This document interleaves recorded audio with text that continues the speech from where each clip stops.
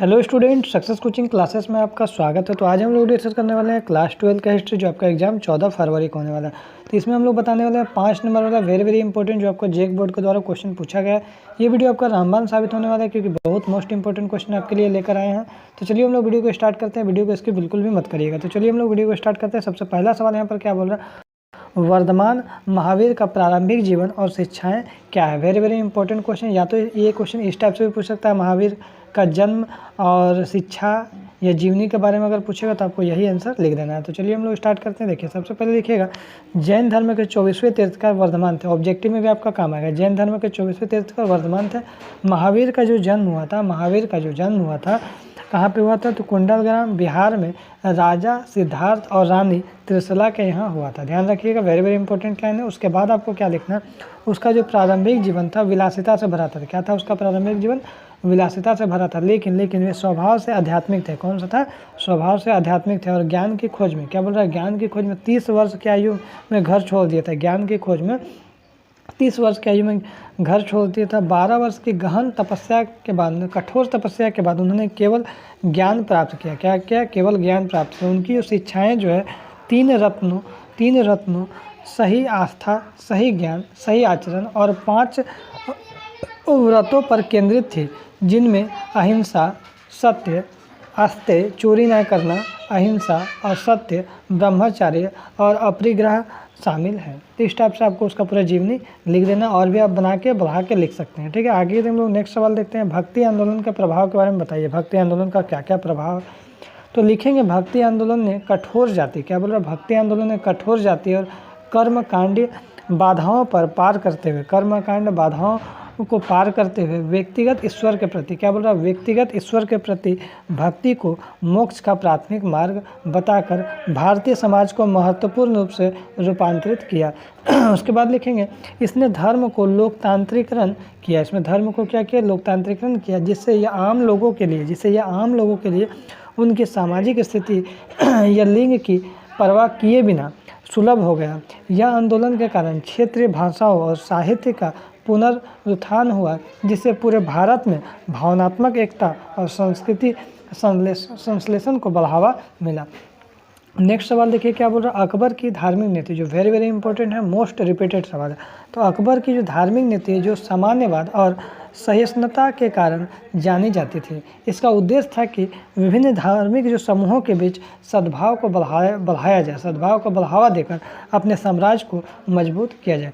समझ में आ गया? सभी धर्म जो धार्मिक समूह को, उसको अच्छा सा सद्भाव को बढ़ावा देकर अपने साम्राज्य को मजबूत किया जाए। उन्होंने गैर मुसलमानों पर लगने वाले जिजिया, क्या बोल रहा है, गैर मुसलमानों पर लगने वाले जिजिया मैंने टैक्स जो है, इसे भेदभाव करों को समाप्त कर दिया। क्या किया? भेदभाव कर को समाप्त कर दिया। और इबादत खाना, पूजा स्थल के माध्यम से अंतर धार्मिक संवाद को बढ़ावा दिया। इसका परिणाम क्या हुआ? दिन ए इलाही का निर्माण में हुआ, जो एक नैतिक संहिता है, जो एक नए धर्म की स्थापना के बजाय विभिन्न धर्मों के नैतिक मूल्यों को बढ़ावा देती है। ठीक है, अब देखिए क्वेश्चन नंबर 4 क्या बोल रहा है, कबीर की मुख्य शिक्षाएं बताइए। या कबीर के जीवनी उपदेश के बारे में अगर आपसे पूछेगा तो इस टाइप का आपको सवाल लिख देना है। 15वीं शताब्दी के, क्या बोल रहा है, 15वीं शताब्दी के रहस्यवादी कवि कबीर ने निराकार, सार्वभौमिक ईश्वर, निर्गुण ब्रह्मा की वकालत की, जो शुद्ध प्रेम और भक्ति के माध्यम से प्राप्त किया जा सकता है, और उन्होंने कर्मकांडों के अस्वीकार किया। आगे क्या लिखेंगे, उन्होंने हिंदू धर्म और इस्लाम धर्म को कठोर प्रथाओं की आलोचना करते हुए समानता और भाईचारों पर क्या किया, धीरे धीरे उसमें जोर दिया गया। सरल दोहों के माध्यम से व्यक्त की गई उनकी शिक्षाओं में आध्यात्मिक शिक्षा, जो गुरु के महत्व और बाहरी हट धर्मिता के बजाय आंतरिक आध्यात्मिक पर जोर दिया जाता है। ठीक है, अब हम लोग देखते हैं नेक्स्ट सवाल क्या बोल रहा है, मुगल कालीन वर्ग की भूमिका। ये भी सवाल मोस्ट रिपीटेड है, मोस्ट इम्पोर्टेंट है। मुगल कालीन वर्ग जो है मनसबदार मुगल प्रशासनिक और सैन्य व्यवस्था के स्तंभ थे, जिन्हें योग्यता और वफादारी के आधार पर सम्राट द्वारा सीधे नियुक्त किया जाता था। नेक्स्ट सवाल आगे देखिए, क्या इसमें लिखा है, वे साम्राज्य के लिए सैनिकों की देखरेख करने और अपने आवंटित क्षेत्रों जागीरों से राजस्व एकत्र करने के लिए जिम्मेदार थे। साम्राज्य के विस्तार जो है राजस्व स्थिरता सुनिश्चित करने और शाही नीतियों को लागू करने के लिए उनकी भूमिका महत्वपूर्ण थी। हालांकि उनकी शक्ति अक्सर केंद्रीकृत सत्ता के लिए खतरा बन जाती थी। अब आगे क्वेश्चन क्या बोल रहा है जी, स्थायी व्यवस्था बोलिए या स्थायी निपटान के फायदे और नुकसान, ये लाभ और गुण और दोष भी हम लोग एग्जाम में आ सकता है। देखिए क्या लिखे हैं, लॉर्ड कॉर्नवालिस द्वारा शुरू की गई स्थायी बंदोबस्त 1793 का उद्देश्य जमींदारों को भूमि का स्थायी स्वामी बनाकर ब्रिटिश ईस्ट इंडिया कंपनी के लिए एक निश्चित सुरक्षित राजस्व सुनिश्चित करना था। अब इसका फ़ायदे देखिए क्या है सर, तो इससे अंग्रेज़ों को एक निश्चित आय प्राप्त हुई और कुछ जमींदारों को भूमि सुधार में निवेश करने के लिए प्रोत्साहन मिला।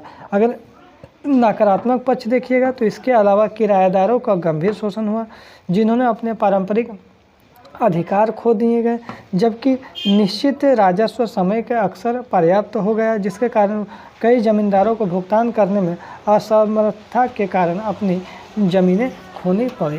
ठीक है, उसके बाद हम लोग देखते हैं आगे क्वेश्चन, महात्मा बुद्ध के जीवन और शिक्षा के बारे में वेरी इंपॉर्टेंट क्वेश्चन है, मोस्ट इंपॉर्टेंट क्वेश्चन है। याद रखिए, सिद्धार्थ जो गौतम के रूप में जन्मे, बुद्ध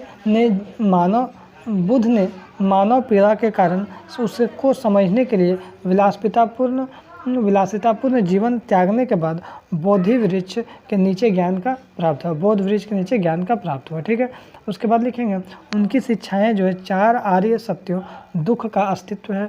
इसका एक कारण यह है कि इसे समाप्त किया जा सकता है और इसे समाप्त करने के लिए एक मार्ग है, और धार्मिक जीवन जीने के लिए 8 गुना मार्ग पर केंद्रित है। उन्होंने कठोर रीति रिवाजों और व्यक्तिगत भेदभाव के खिलाफ उपदेश दिया और सभी जीवित प्राणियों के प्रति संयम, मध्य मार्ग और करुणा की वकालत की। तो इस टाइप का आपका सवाल आएगा तो आपको इस तरीक़ा से लिख देना है, और भी आप अच्छा तरीक़ा से बना के खुद से लिख सकते हैं।